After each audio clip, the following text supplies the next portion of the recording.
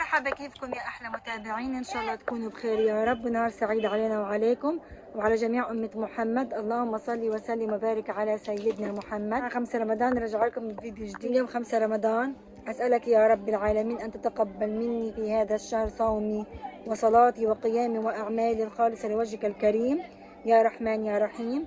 يا رب تقبل منا جميعا يا رب. صوما مقبولا وإفطارا شهيا لكنوزة. ايش كنوزة؟ احكي لهم انك انت كنت صايمة. للمتى صمت يا ماما؟ العصر. شو يا ماما بدك تقولي للأطفال اللي قدك عن الصيام؟ شو بدك تشجعيهم؟ ما يصوموش للمغرب، يصوموا نص رمضان للظهر عشان يقدروا، بعدين عشان يتعودوا، وبعدين يصوموا للمغرب. نشوف جدولنا برمضان. اليوم الأحد طبعا جدولنا كبدة دجاج، بطاطا مقلية وشوربة خضار وسلطة ملفوف. بس للأسف مش رح نمشي على الجدول اليوم، رح نستبدل كبدة الدجاج بسنيتشل. الأولاد ما بدهم كبدة، الأولاد طلبوا سنيتشل، فرح نعمل سنيتشل على طلبهم، ورح نعمل بطاطا مقلية وشوربة وسلطة ملفوف، وراح نعمل اللي ربنا كاتبه ان شاء الله. خليكم معي. اجا احمد من السوق الله يعطيه العافيه، اشترى لي اغراض. هاي جاب لي بقسماط عشان نعمل سنيتشي، وجاب لي شويه خضره، وخليته يجيب لي بطاطا.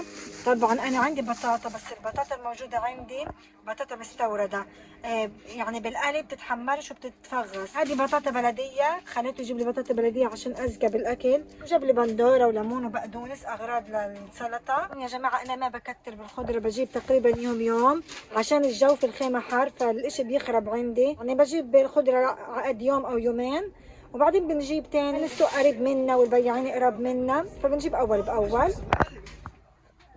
النية كانت اني اعمل شوربة خضار، بس زادت عندي شوربة البرغل تبعت امبارح، فقلت خسارة يعني، وريحتها حلوة مش خربانة، فراح اضيف عليها شوية شوربة واملحها واسخنها وناكلها اليوم. واذا ضلينا عايشين ان شاء الله بكره بنعمل شوربة الخضار.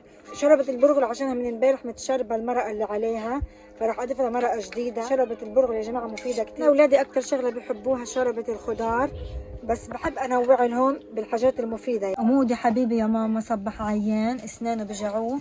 الليله قومته يتسحر على السحور، ساب الاكل وصار يعيط، طاحونته ضربت عليه. فمن اول ما طلع النهار خليت ايمن ياخذ دكتور الاسنان، فطلع عنده طاحونته ملتهبه، فكتبوا له علاج. بعد ما ياخده راح يخلعوا له اياها، راح يخلعوا له اياها طاحونته او يحشوا له اياها عصب. فمودي كتير تعبان يا جماعه، ادعوا له. والله يا جماعه ايش اقول لكم، طول نهاري من حد ما اروح انا بقول له يا ماما افطر، يا ماما افطر عشان تقدر تاخذ العلاج، ولحتى الان مش راضي يفطر ولا ياكل، مصر انه يصوم طول النهار رغم من الالم والوجع اللي فيه، حط راسه ونام عشان ينسى الالم. فربنا يقدره يا رب ويقدر كل الصائمين. بسم الله الرحمن الرحيم. غسلت الدجاج بخل وليمون ونظفته، وهلا راح اضيف له التتبيله اللي انا بضيفها على السنيتشل. شوفوا معايا، بحط ملح وفلفل اسود وبهار دجاج وماجي بودره، وبحط زعتر اوريجانو، بس ما لقيت زعتر اوريجانو حطيت زعتر اخضر بضيفهم. وبشرت بصلة صغيرة ودرس تومة صغير وبحطهم برضو على التتبيلة، بعطوها نكهة زاكية. ممكن تضيفوا تومة وبصل بودرة، بس أنا بحس هيك أزكى، بتطلع ريحة البصلة والتومة أكتر. وشوفوا عندي هنا البقسماط، طبعا بقسماط جاهز. وعندي هنا الصوص، هذا فنجان طحين صغير وعليه فنجان مية. شوفوا قوامه كيف بكون، مش خفيف كتير ولا تقيل كتير، جامد. اخربط صدور الدجاج بالبهارات منيح، بعدين احطهم بصوص الطحين هذا، بعدين بالبقسماط على القلي بزيت حامي. خليكم معايا عشان تشوفوا كيف طريقتي في السنيتشل. طبعا بعد ما تبلت صدور الدجاج بالتتبيله اللي شفتوها، هلا راح احط الصدر، طبعا شرايح كده بتكون خفيفه، راح احطها بالطحين زي هيك. شوفوا صوص الطحين ما احلاه بكون، ولا تقيل ولا خفيف، لما نقلي بيعمل طبقه حلوه، بيمسك البقسماط معايا. بسم الله. طبعا المخيم زي ما انتم سامعين دوشة وازعاج، فمش طالع بيدنا اشي يا جماعة، تحملونا. طبعا شوفوا بتعملوه كويس كده، طبعا بتدبكوه كويس كده بالبقسماط عشان تمسك البقسماط بالصدر. شوفوا ما احلاها ما شاء الله. طبعا لو في ثلاجة أنا بحطه بالثلاجة ساعة، بس هلا ما في ثلاجة، رح أحطه على جنب قبل ما أعمل السلطات، بعدين رح أقليه. جاية أقطف كم علق جرادة عشان بدي أعمل سلطة ذرة بالمايونيز. هذه الجرادة أنتوا بتقولوا عنها شبت، في ناس بيقولوا عن جرادة وفي ناس بيقولوا شبت، احنا بنقول عنها جرادة خضراء. فرح اقطف جرادة خضراء من اللي زرعتها امي، الله يمسيها بالخير يا رب امي حبيبتي يعطيها الصحة. وبدي اخد كمان عروق السبانخ للتزيين بدل الخس، عشان ما في عنا خس، يعني تدوروا بالسوق كله مش ملاقيين خس، فاي شغلة خضراء حلوة. باخد سبانخ، خضار على السفرة حلو، بيعطي جو، بعدين كمان زاكي ومفيد بناكله برضه. هيني قطفت زراعة من خيرات ايدين امي، الله يعطيها الصحة يا رب. تبلت السنيتشل، تبلته وحضرته قبل المغرب بشوي رح اقليه. وكمان قطعت البطاطا عشان اقلي البطاطا كمان. فهلا ضل دور اعمل السلطات. هلا هدول الصحنين البطاطا والسنيتشل رح اخليهم اخر شغلة عشان يضلهم سخنين، يعني قبل المغرب بشوية بقليهم. دور اعمل السلطات، بدي اعمل سلطة ذرة بالمايونيز، وبدي اعمل كمان ملفوف بالمايونيز. خليكم معي عشان تشوفوا كيف طريقتي بالسلطات. كمان سلطة ذرة بالمايونيز زي ما انتم شايفين. شوفوا كيف طريقتي انا، حطيت الجرادة الخضراء الشبت تعقلتكم، وقطعت شرايح بصل، وكمان بقطع شرايح فليفلة، وراح احط ذرة واحط مايونيز واحط معلقة سكر صغيرة، معلقة سكر صغيرة ورشة ملح وزيتون اسود كمان، وفطر لو موجود كمان شرايح الفطر زاكية. قررت اعمل اكل عينات ما يزيد ورانا، لان كل يوم من اول رمضان كل اشي بزيد ورانا، ولا سفرة من اول رمضان عملناها الا زادت ورانا، وانا ما بدي زيد. فشوفوا لهيك عملت يعني شوية وبطاطا شوية، بالذات الاكله هذه كمان بتشبع وبتجفص. فان شاء الله بس ما يزيدش ورانا الاكل والشوربه كمان. والله يا جماعه ايش لكم خير الله كثير، والحمد لله بتحسوا برمضان الواحد بيشبع بسرعه، فما بدنا نكتر اكل ونكبه ثاني يوم. حرام حرام حرام يا جماعه، لازم نحافظ على النعمه عشان نلاقيها في كل وقت. بعد ما اعمل كمان سلطه المايونيز رح اعمل سلطه ملفوف.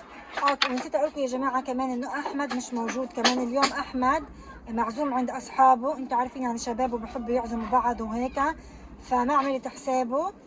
فهي اكلنا يا جماعه. ان شاء الله خلص رح اورجيكم سفرتنا. علينا انا مش مبسوطه من اول رمضان وانا بتعب معاكم في الفيديوهات، بصور كل يوم، بصحى بصور لكم شو بصير معايا في يومنا عشان انتوا عيلتي الثانيه. بتعب معنا بلاقي تفاعل على القناه، يعني من يوم رمضان وانا تعبانه معاكم، مخصصه وقت بس اني اقعد على الجوال، رغم انه هذا شهر العباده، يعني بقرا القران وبصلي وكل حاجه، وبقعد على الجوال عشان اشوف تعليقاتكم بصراحه بتفتح النفس وبتشجعني انه انا اضل اصور.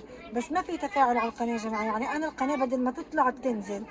قلت الشهر هذا شهر رمضان حيكون في تفاعل، فمش كده يا جماعه. يعني اعملوا لي لايك وكومنت واعملوا لي مشاركه لاصحابكم للفيديوهات تبعتي، لا اقدر اواصل واضلني مستمره معاكم.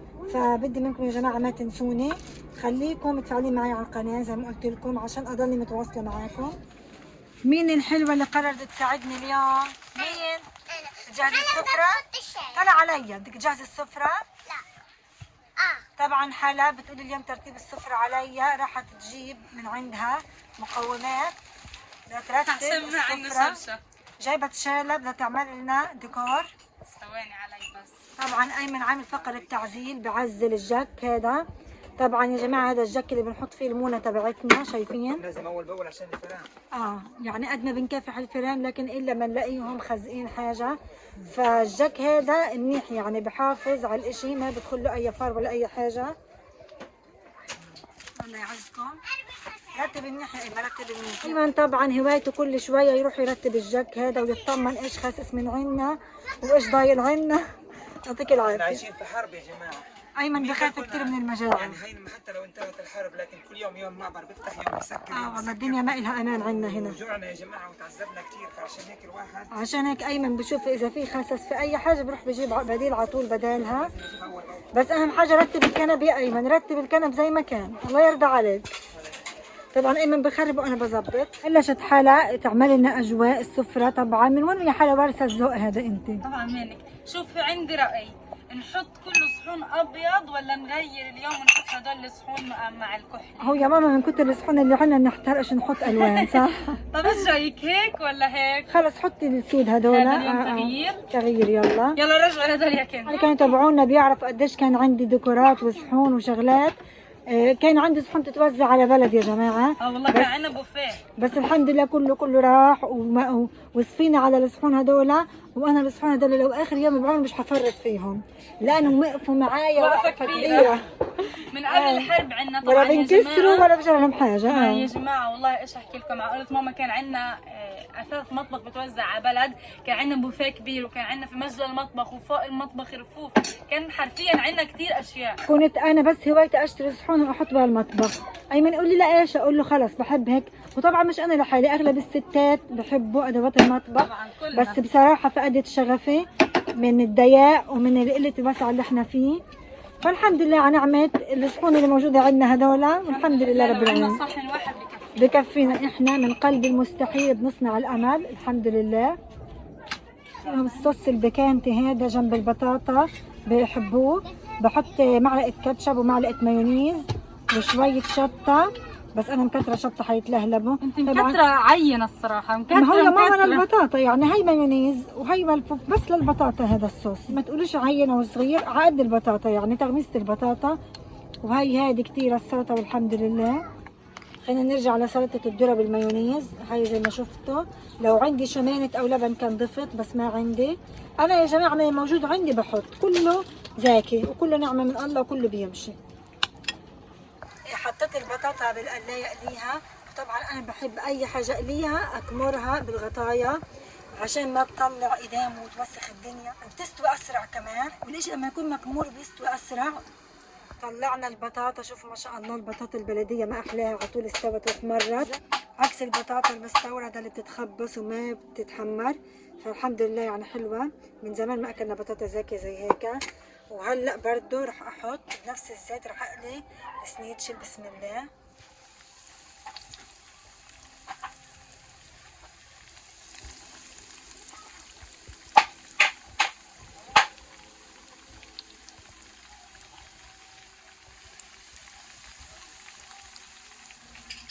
خليني اقول لكم يا جماعه على صفحتي على الانستغرام. انا الي صفحه على الانستغرام اسمها حنين برغوث للي بيعرفوني، واللي ما بيعرفوني يروحوا يتابعوا صفحتي، بنزل لكم فيها يومياتي وبرده وصفاتي. وفي لي كمان في الهايلايت وصفات قديمه اذا حابين تفتحوها وتشوفوها. اللي مش متابعني على الانستا يروح يتابعني على الانستا، بنزل يوميات حلوه. الامور تحت السيطره. هاي السنيتشي على الغاز، البطاطا صارت جاهزه والسلطات صارت جاهزه تقريبا، الشوربه على التسخين. سلطه الملفوف يا جماعه شوفوا قطعت الملفوف قطعته ناعم. هو المفروض يكون انعم من هيك بس مستعجله. ضايل المغرب شويه. ضفت معلقه صغيره سكر ورشه ملح وغطايه خل وشويه زيت نباتي. وهلا راح اخربطهم مع بعض. بعدين راح اضيف عليهم مايونيز وبدون مايونيز كمان زاكي. خليكم معايا. في عنا واحده مفتره بنطعميها من كل حاجه. هي ماما بطاطا وذره. يلا تصبري. ولا لا هذا الصغير صام للعصر. هذا مكافأة يا ماما عشانك صمتي للعصر. قلت لكم ايش ما بعمل لازم اطعم كنوز. والسفرة ما شاء الله مرتبة وحلوة. ترتيب حلا. السفرة اليوم ترتيب حلا. طبعا يا جماعة حلا وارثة مني نظام الشالة. انا يا جماعة لما كنت اعمل ديكوراتي جنب بيت القديم، اي شالة قديمة عندي ما بتلزمني بخليها شرشف للطاولة. شوفوا ما احلاها زي الشرشف عاملة. فكنت زمان احط اشي احمر واشي اصفر واشي اخضر. شالة ما بتلزمني بخليها شرشف للسفرة او بعملها ديكور للكنب. اي شغلة يا جماعة. المهم والله اجواء حلوة. خلينا نروح نشوف الاكل ايش صار فيه. واليوم الاحد 5 رمضان. قديش ضايل؟ لا قدين قديش بأذن المغرب يا مودي؟ 35. 5 و36. لا 35. ضايل 17 دقيقة يعني. ان شاء الله بنلحق. ان شاء الله بنلحق يا رب. مودي قلت لكم انه مريض يا حرام وطحنتك تجعوا. كيف طحنتك صارت يا ماما؟ كويسة بس في وجع. وجع خفيف عشان ما رضيتش تفطر يا ماما وتاخذ الدواء، بس الحمد لله انك قدرت تقاوم الوجع. ضلتك صايم يا ماما الحمد لله، ربنا من عنده اشفاك عشانك صايم. شو جايب معك؟ وزع في الجامع أذكار الصباح والمساء عن روح الشهيدين محمد طلال عمور محمد الله طلال. يرحمهم يا رب. طبعا في المسجد بوزعوا كل كم يوم اذكار الصباح والمساء عن روح الشهداء. طيب يا ماما اقرا فيهم وايد على الشهداء واقرا الفاتحه عن روحهم. وبهيك صارت فترة إفطارنا جاهزة الحمد لله على نعمة الله. تعبنا وقفنا في المطبخ بس الحمد لله طلعنا بنتيجة وعملنا الأكل اللي الولاد بحبوها. كل هذه خيرات الله الحمد لله. والمغرب أذن وهيك طبعا صار وقت الأكل. ذهب الظمأ وابتلت العروق وثبت الأجر إن شاء الله. والحمد لله على كل حال. الحمد لله الأولاد كانوا كتير مبسوطين على الأكلة والحمد لله على خيرات رب العالمين.